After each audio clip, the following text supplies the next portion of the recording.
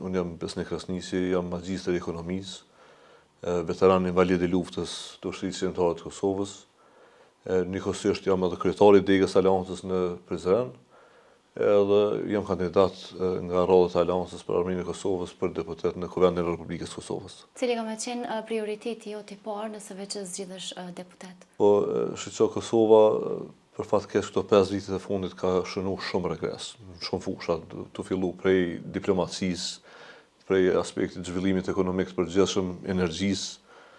edhe të tjera, do të mundohem që me këtë ekspertizën tem, kapacitetin tem, me i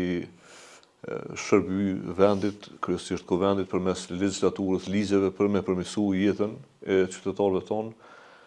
në mënyrë që edhe rinia, edhe bizneset, edhe zhvillimi i vendit kthehet normalitet, edhe mos ta çojë vendin askush, po të fillojnë të kthehen bare mirë. Kryesisht do të fokusohemi te pjesa e energjisë, sepse pa pavarësi energjetike nuk kemi as pavarësi normale të shtetit tonë, edhe nuk mundem me funksionu as si ekonomi. Si e matni pak a shumë themi ashtu qeverisjen tonë në Kuvendin nëse veç zgjidheni deputet? Padyshim që legjislatura apo Kuvendi ka si njësi mace dhe angazhimin në ligjvënie ose ligjbërje. Do të mundona që në fushën e ekspertizës time, ku kam kryesisht zhvillimi ekonomik, po edhe të siguria, ta jap kontributin maksimal që ta përmirësojmë legjislaturën tonë në mënyrë që zhvillohet vendi normalisht,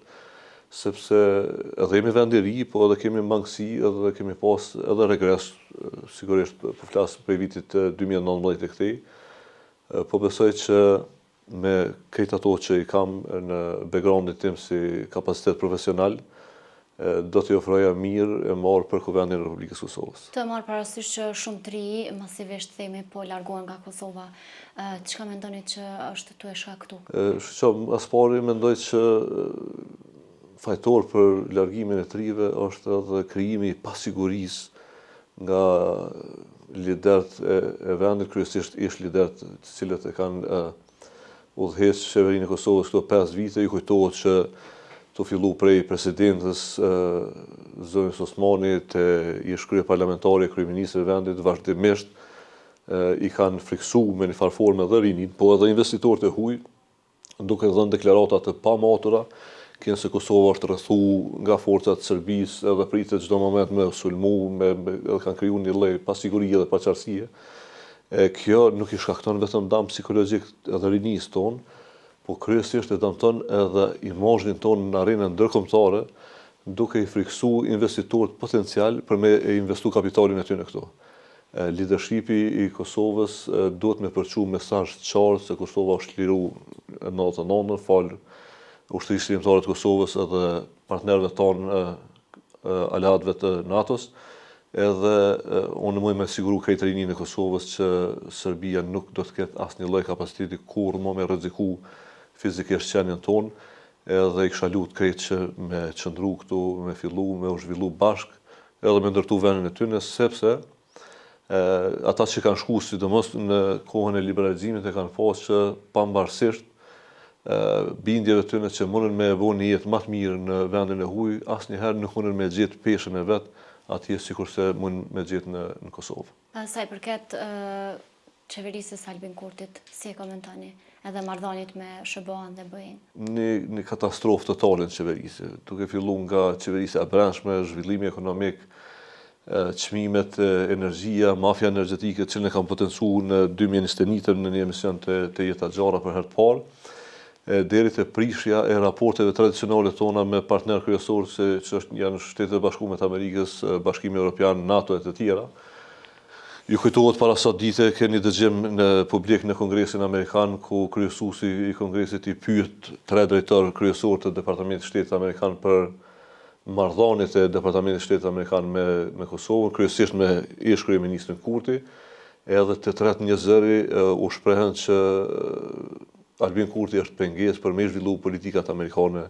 në Kosovë, edhe këto besoj që ka pojë gjithë publiku i Kosovës, edhe shpresoj edhe besoj që ky popull do të reflektoj edhe në zgjedhjet që po na vinë me 28 dhjetor, edhe na jep mundësinë që me kthy në normalitet edhe me lidhjet tona tradicionale me partnerët tonë ndërkombëtar. Personalisht me cilin prioritet keni më marrë ose me cilin problem të qytetarëve posa të zgjedhni deputet? Do të fokusohena kryesisht te zhvillimi ekonomik dhe te siguria, ashtu siç e thash, sepse pa këto dyja nuk mund të kemi edhe jetë normale në Kosovë. Imagjinoni një vend ku nuk ka siguri, sigurisht që nuk do të ketë edhe zhvillim ekonomik, sepse njerëzit, siç e thash më herët, edhe friksohen me investu kapitalin e tyre, friksohen për jetët e tyre, friksohen për pronat e tyre, për familjet e tyre, edhe kjo krijon pasiguri edhe sociale edhe ekonomike në vendin tonë. Do të mundona fuqishëm që me fillu me ndërtu një politikë bërje institucionale serioze e cila i jep shpresë rinisë edhe njerëzve tonë që me qëndru në vendin e tyre, por njëkohësisht të e përmirësu këtë pjesë, me përmirësu edhe imazhin tonë në arenën ndërkombëtare në mënyrë që me fillu edhe me i përthithë edhe investimet e mëdha të investitorëve të mëdhaj nga perëndimi kryesisht. Zotri Krasniqi, njiheni edhe si djali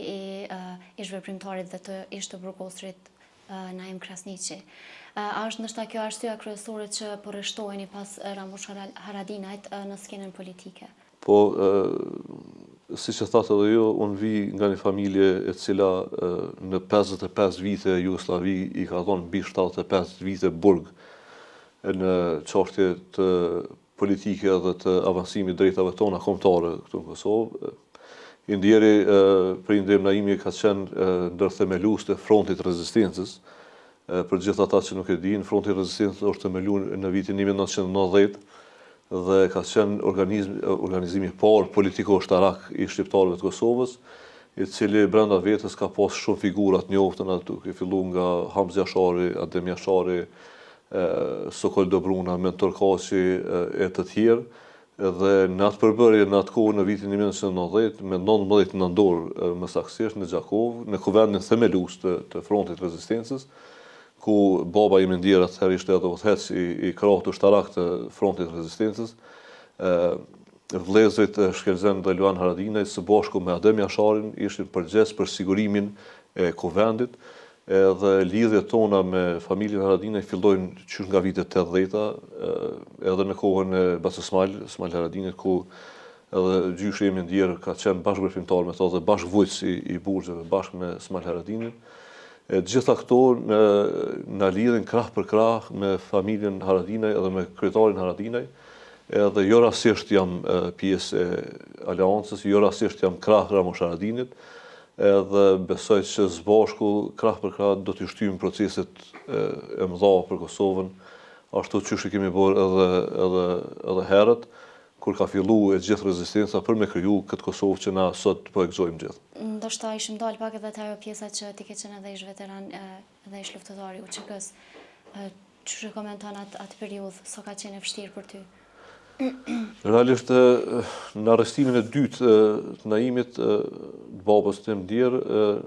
u morëm edhe na si fëmijë në atë kohë, unë isha 16 vjeçar edhe patëm kalu një periudhë shumë vështirë në prill të 98, sepse ishte arrestimi i tij i dytë në zonën Rob edhe neve, përjetuam tortura të jashtëzakonshme, edhe pse ishim të mitur në atë kohë, mumi patëm thyë edhe gjithë gishtet, domethënë gjatë atyre torturave. Realisht nuk kam net 5 ditë, po ato 5 ditë janë shumë të mëdha për me i përshkruaj. Më kanë metë një lloj traume edhe në atë kohë. Menjëherë mas lirimit tim si i mitur prej atij paraburgimi, unë jo kom bashkangjit ushtrisë lirimtare të Kosovës, edhe që nga maji i vitit 98 nuk e kam lënë aktivitetin tim luftarak. Gjatë luftës jam plagos në mars të vitit 99, po deshi fati që të jemi gjallë të shpëtojmë dhe jam krenar për atë pjesë, nuk e potencoj zakonisht në publik kështu, sepse konsideroj që secili qytetar i vendit e ka pas edhe për obligim me kry detyrën e vet.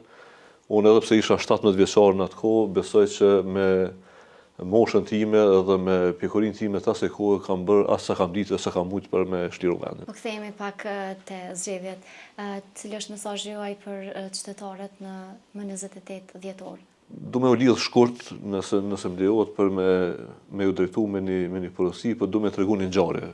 shkurtimisht. Në 2017 një bashkëluftari imi, një shok i imi i ngushtë, Ylber Dërvari, nifet si Ylli, një luftëtar i jashtëzakonshëm, ishte nervozu me vetveten, unë shkova me pi një kafe dhe pyeta pse je nervoz. Tha besnik, jam nervoz se që 6 ditë po shkoj me ble një qend të sharrit, edhe nuk mujta me ble. Menja ime në këtë moment aty më shkoj, thash nashta nuk i ka pas paret ose nuk i ka, domethënë për një arsye ekonomike nashta s'u ka ble qend. Ylli është edhe çoban kështu me profesion. Edhe i thash Ylber, mos tu sikletos burr se i gjinet çorja. Jo, tha, ma nervoz jam, tha që e kom votu X partinë politike, edhe për ato jam ma nervoz, tash, po tash i përzitet, tash konceptet, se kem të folë për një qend sharrit, edhe tash dolem të partia politike, tash që besnik. Ka një javë ditë që shkojnë në Restelic, Dragashit, për me ble këtë qenin e sharrit. Nuk kam lënë gjë pa pyet për qenin, ka non, babë, e të tjera. Edhe tha nuk më mosh menja me ble qenin e sharrit. E në anën tjetër tha shkova e votova dikon që nuk e di as kush është, as kum pyet kur gjë për ta. Edhe këto tha s'u fali vetes. Porosia jam për qytetarët e Republikës Kosovës është që para se me votu, është mirë me u interesu mirë, me pyet se kanë për e dërgonin Parlamentin e Republikës Kosovës, kush ka me qenë ai që kam ju reprezentu juve atje, sepse pa pedigre, pa e ditë kalumën e personaliteteve të cilët na i japim fuqi me votën tonë, nesër mundet me qenë vonë edhe me rapi shman për ato që e keni votu, kështu që i kisha lutur shumë të gjithë që të interesohen mirë para se me votu secilin kandidat dhe kandidate për Kuvendin e Republikës Kosovës. Lista e Aleancës për Armërinë e Kosovës në këtë rast ka njerëz të jashtëzakonshëm brenda kësaj liste, janë 110 burra dhe gra të jashtëzakonshëm. Por në këtë listë unë e mboj numrin 23 dhe kërkoj që secili prej atyre që dëshiron me u përfaqësu mirë densisht, me ma dhonë mundësinë me tregu veten. Faleminderit shumë Besnik që jete këtu. Suksese.